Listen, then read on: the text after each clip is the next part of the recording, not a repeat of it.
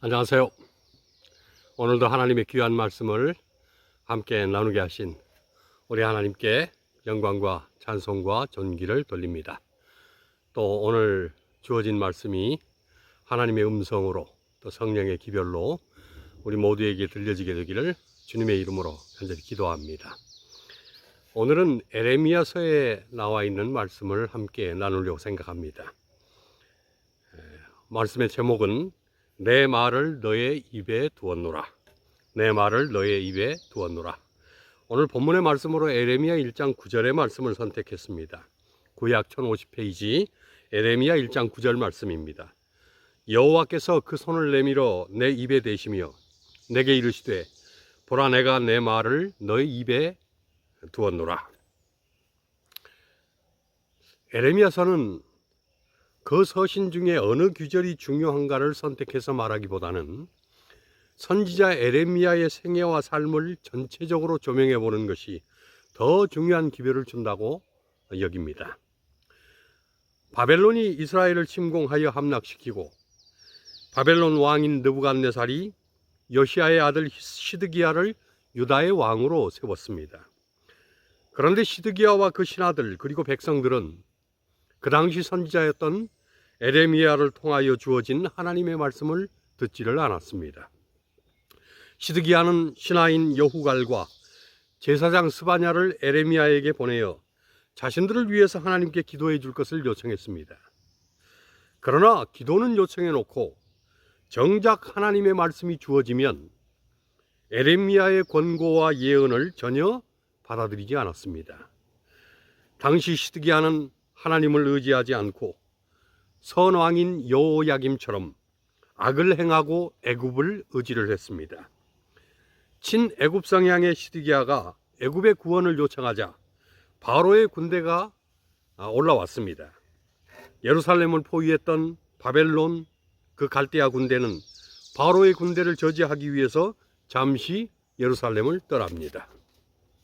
그러나 에레미야는 예언하기를 애굽 군대는 다시 본국으로 돌아갈 것이고 갈대아인들이 다시 예루살렘을 불태우고 예루살렘을 취할 것이라고 했습니다. 갈대아인이 잠시 예루살렘을 떠나자 시드기야와 백성들은 자신들이 지혜롭게 선택하고 노력한 결과라고 했습니다.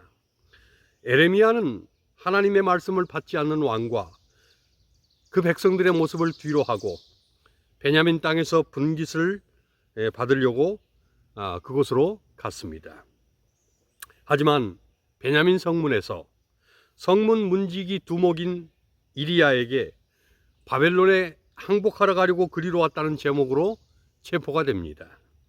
에레미야는 노한 방백들에게 죽지 않을 만큼 두들겨 맞고 요나단의 집에 감금이 되었습니다. 여러 날 후에 시드기야 왕은 토굴에 갇힌 에레미야를 불러냅니다. 그리고는 여호와께 받은 말씀이 있느냐고 묻습니다. 에레미야는 받은 말씀이 있다고 대답합니다. 그리고는 왕이 바벨론 왕의 손에 붙임을 당하리라고 여전히 시드기야 왕이 듣기를 싫어하는 예언을 합니다. 에레미야 37장 17절에 보면 시드기야 왕이 보내어 그를 이끌어내고 왕궁에서 그에게 비밀이 물어가로되 여호와께로서 받은 말씀이 있느냐? 에레미야가 대답하되 있나이다.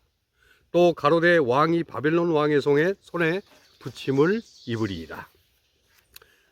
에레미야는 하나님의 선택을 받은 사람입니다. 에레미야서 1장 5절에는 내가 너를 복중에 짓기 전에 너를 알았고 네가 태에서 나오기 전에 너를 구별하였고 너를 열방의 선지자로 세웠다고 하나님께서 말씀을 했습니다. 에레미야는 하나님의 엄청난 말씀을 받았습니다. 그때 에레미야는 자신은 아이 같은 사람이라고 두렵고 떨린 마음으로 선지자직에 대하여 거절 의사를 나타냈습니다. 그러자 하나님은 내가 너를 누구에게 보내든지 무엇을 명하든지 가서 말해야 한다고 하셨습니다. 내가 너와 함께 할 것이니 두려워 말라고도 하셨습니다. 그리고는 에레미야 1장 10절에 하나님께서 에레미야를 열방 만국 위에 세우고 너를 뽑으며 파괴하며 파멸하며 넘어뜨리며 건설하며 심게 하셨다고 하셨습니다. 하나님은 에레미야에게 선지자의 소명을 던지시고 그리고는 이어서 두 가지 환상을 보이셨습니다. 하나는 살구나무 가지를 보이시고 또 하나는 끓는 가마가 북에서 남으로 기울어져 있는 환상이었습니다. 살구나무 가지는 에레미야의 피할 수 없는 선택적 소명에 대한 하나님의 확고한 의지의 표명이었습니다. 민수기 17장에 보면 이스라엘 각 종족대로 각 족장들의 지팡이 12를 취하여 지팡이의 족장들의 이름을 쓰고 그 지팡이를 성막안 증거계 앞에 두라는 명령이 하나님으로부터 모세에게 주어집니다. 그리고 민수기 17장 5절에 하나님께서는 내가 택한 자의 지팡이에서는 싹이 나리라고 하셨습니다. 이튿날 증거의 장막 곧 법궤가 있는 지성소 안에 다시 들어갔더니 과연 마른 지팡이들 가운데에 한 지팡이에 싹이 나 있었습니다. 민수기 17장 8절입니다. 이튿날 모세가 증거의 장막에 들어가 본즉 레위 집을 위하여 낸 아론의 지팡이에 움이 돋고 순이 나고 꽃이 피어서 살구 열매가 열렸더라. 아론의 마른 지팡이에 살구꽃이 피고 살구 열매가 달림으로 하나님은 아론만이 선택된 하나님의 제사장직을 수행하고 그 소명을 가지고 있음을 공표하셨습니다. 그런 소명의 살구나무 가지가 에레미야에게도 주어졌다고 하셨습니다. 그러니 에레미야야, 너는 피하지도 말고 거절도 말고 두려워하거나 염려하지 말고 허리를 동이고 소명을 받으라는 것이었습니다. 그런데 난감한 것은 기름 가마솥이 북에서 남으로 기울어진 두 번째 환상이었습니다.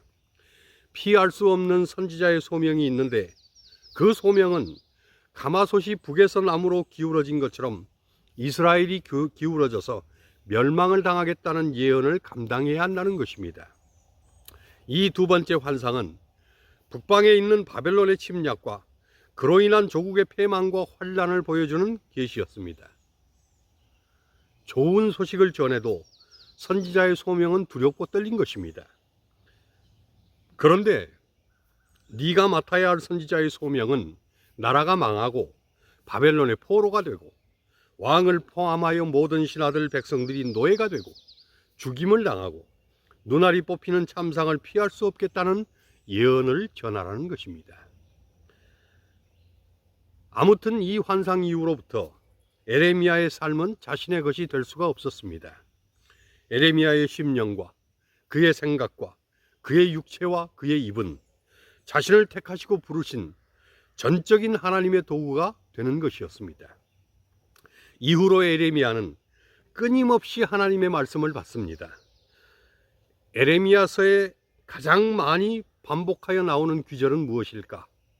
그것은 여호와의 말씀이 내게 임하니라는 귀절입니다.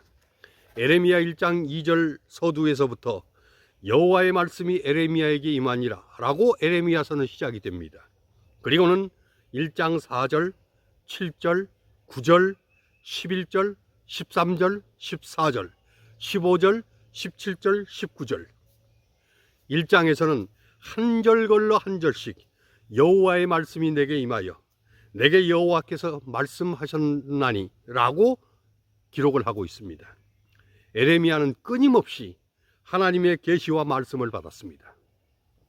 하도 에레미야가 여호와의 말씀이 내게 임하여 라고 말을 하니 조금 전에 읽었던 에레미야 30장 17절에는 시드기야 왕이 도리어 에레미야에게 여호와께로서 받은 말씀이 있느냐고 묻습니다. 그러자 에레미야는 주저없이 받은 말씀이 내게 있다고 대답합니다. 하나님의 주권적 선택을 받은 에레미야에게는 하나님으로부터 받은 계시의 말씀이 있었습니다. 에레미야는 가슴 아프지만 자신의 조국 유다와 예루살렘이 멸망한다는 계시를 받았습니다. 유다와 예루살렘이 바벨론의 포로가 되리라는 계시를 받았습니다. 예언대로 BC 606년 바벨론 왕 느부갓네살이 침공해서 유다 왕 여호야김과 다니엘을 비롯한 히브리 귀족과 청년들을 사로잡아 갔습니다. 이것이 바벨론에게 끌려간 1차 포로였습니다. 그 후에 에레미야는 이스라엘이 다시 바벨론의 2차 침략을 받을 것을 예언을 했습니다. 에레미야 22장입니다. 여호야긴이 왕이 되어 겨우 3개월간 다스리던 때에 여호야긴은 바벨론 왕에게 환심을 사지 못하고 백성들과 함께 다시 바벨론의 포로로 끌려갔습니다. 이것이 바벨론에게 끌려간 2차 포로였습니다. 에레미야에게 다시 여호와의 말씀이 임했습니다. 당시 시드기야 왕은 친애굽파와 친바벨론파 사이에서 갈팡질팡했습니다. 에레미야는 바벨론의 70년간 포로가 되는 것이 하나님께서 이미 주신 예언이니 바벨론의 말을 듣자고 했습니다. 그러나 시드기야는 하나님의 말씀을 거역하고 결국 림나로 잡혀갔다가 바벨론으로 끌려갔습니다. 이것이 바벨론에게 끌려간 3차 포로였습니다. 에레미야 32장의 기록입니다. 에레미야에게 임한 하나님의 말씀은 유다가 바벨론의 포로가 될 거라고 하는 비극적인 예언이었습니다. 그렇게 되는 이유는 선민의식에 빠진 유다의 죄 때문이라고 했습니다. 여호와를 향한 불신앙은 물론 우상숭배, 부정, 탐욕, 잔악함, 살인 등이 상습이 되었다고 했습니다. 에레미야는 하나님의 계시가 자신에게 임해서 이 말씀을 전하는 것이며 이 말씀과 계시가 없는 사람은 하나님의 종이 아니라고 했습니다. 에레미야는 사실 이스라엘에게 비극적인 소식만을 전했습니다. 하지만 어쩔 수가 없었습니다.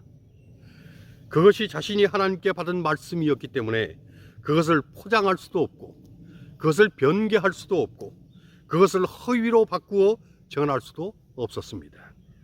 에레미야는 이스라엘의 비극적인 격동기에 살았고 그 격동기에 선지자의 소명을 수행해야 했습니다.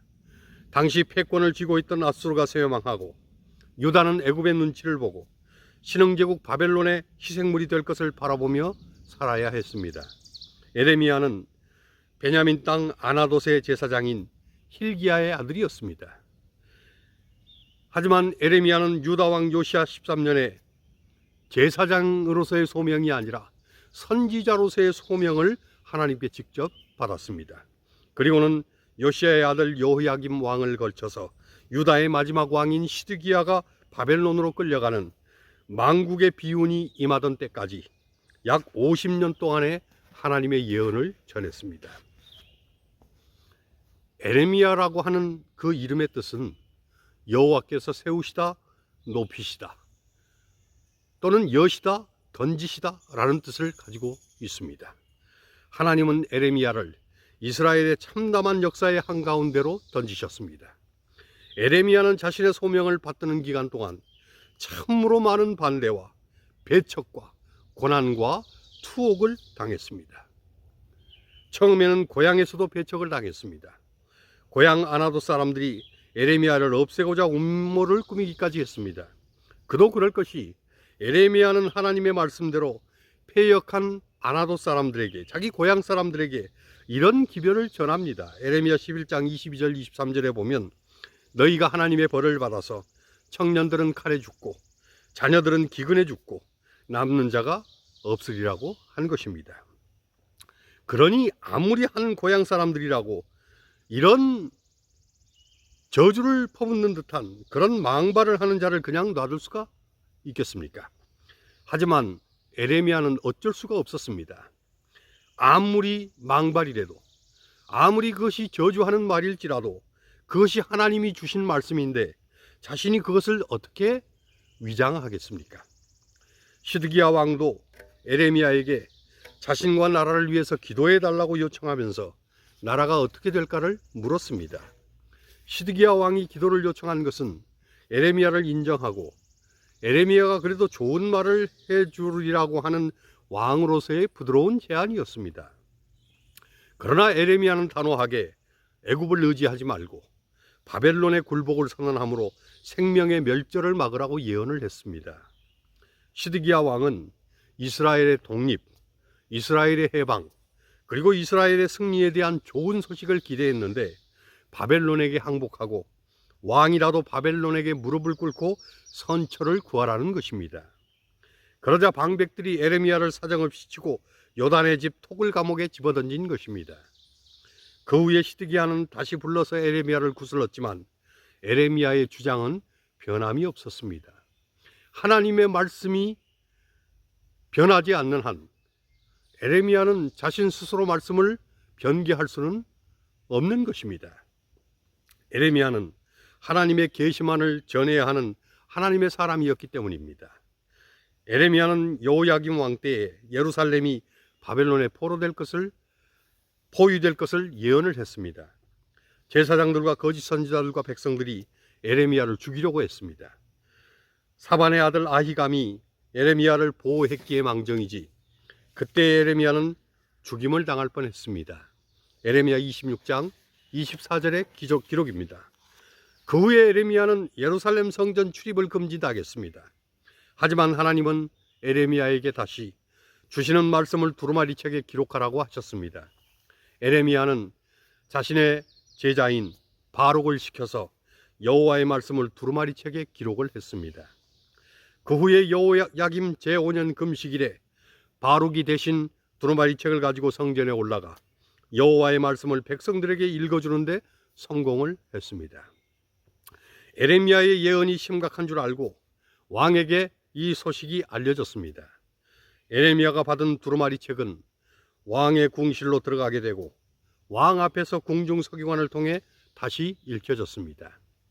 하지만 여호야김 왕은 칼로 그 두루마리를 조각조각 베어버리고 화로불에 던져 태워버렸습니다. 진노한 왕은 에레미야를 잡아들이라고 했지만 여호와께서 에레미야를 숨기셨습니다.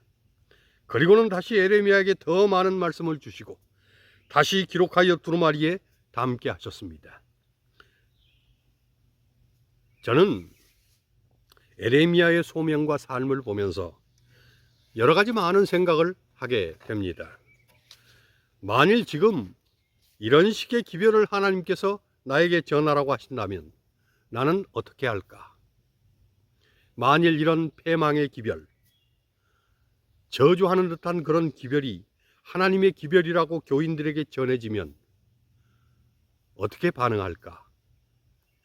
에레미야 당시의 이스라엘의 불신앙과 하나님께 대한 영적 배도와 세상의 풍속을 쫓아 살던 세태가 이스라엘 패망의 원인이었다고 에레미야는 전했는데 지금 우리의 신앙과 믿음이 과연 그 당시 이스라엘보다 나을까? 만일 이스라엘보다 나을 것이 없다면 우리는 하나님께로부터 어떤 기별이 주어지길 기대할 수 있을까? 유다왕 여호야김 그리고 시드기야처럼 사는 것은 멋대로이면서 하나님께로부터 축복의 말을 듣기만 바라면서 우리도 지금 잘못 가고 있는 것은 아닐까? 그런데 사실 여기 하나님의 진심이 있습니다. 에레미야서의 거의 끝부분인 에레미야 51장 44절 45절입니다. 내가 배를 바벨론에서 벌하고 그 삼킨 것을 그 입에서 끌어내리니 열방이 다시는 그에게로 흘러가지 아니하겠고 바벨론 성벽은 무너지리로다. 나의 백성아, 너희는 그 중에서 나와 각기 나 여호와의 진노에서 스스로 구원하라. 에레미야의 이 말씀은 미래에 있을 예언에 대한 미리 주어진 하나님의 계시입니다. 결국은 바벨론도 벌을 받고 바벨론에서 나온 하나님의 백성들은 구원을 얻겠다는 것입니다. 역사는 반복됩니다. 요한계시록 18장 2절과 4절을 봅니다. 요한계시록 18장 2절과 4절입니다. 힘센 음성으로 외쳐가로되 무너졌도다 무너졌도다 큰 성 바벨론이여. 또 내가 드는지 하늘로서 다른 음성이 나서 가로되 내 백성아 거기서 나와 그의 죄에 참여하지 말고 그의 받을 재앙들을 받지 말라. 에레미야 51장 44절 45절의 예언과 계시록 18장 2절로 4절의 예언은 동일합니다. 그리고 하나님의 뜻은 우리가 재앙이 아니라 구원을 받는 것이라고 말씀을 하십니다. 저는 마지막을 위해서 세상은 거의 완벽히 준비되어 가고 있다는 생각이 개인적으로 듭니다. 문제는 하나님의 택한 자들입니다. 말씀대로 살고 계시대로 살고 예언대로 살아야 합니다. 그러려면 어쩌면 에레미야처럼 삶이 고달프고 힘겨울지 모릅니다. 하나님 뜻대로 사는 길은 사실 죄악된 세상에서 그렇게 편치 않은 길일지 모릅니다. 하지만 그래도 순종하며 가야 할 길인 것입니다. 결국 바벨론이 패망했던 것처럼 영적 바벨론도 무너질 것입니다. 오직 말씀으로, 오직 계시대로, 오직 예언대로 사는 자들만이 구원의 반열에 서게 될 것입니다. 지금 꼭 말씀에 순종하고 믿음대로 사는 길로 더 깊이 들어가시기를 바랍니다. 영적인 삶, 영성이 있는 삶으로 더 깊이 들어가셔서 말씀대로, 예언대로, 계시대로 사시기를 바랍니다.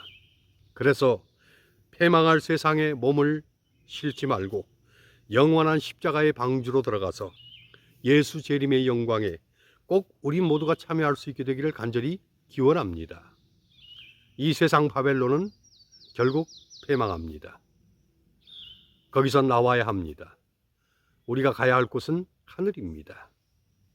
그러니 이 세상 백성의 죄악에 참여하지 말고 천국 백성으로서의 삶, 순결하고 고귀한 그리고 거룩한 또한 말씀대로의 삶에 순종하셔야 할 것입니다. 주님 곧 오십니다. 마라나다. 주 예수여 속히 오시옵소서. 아멘.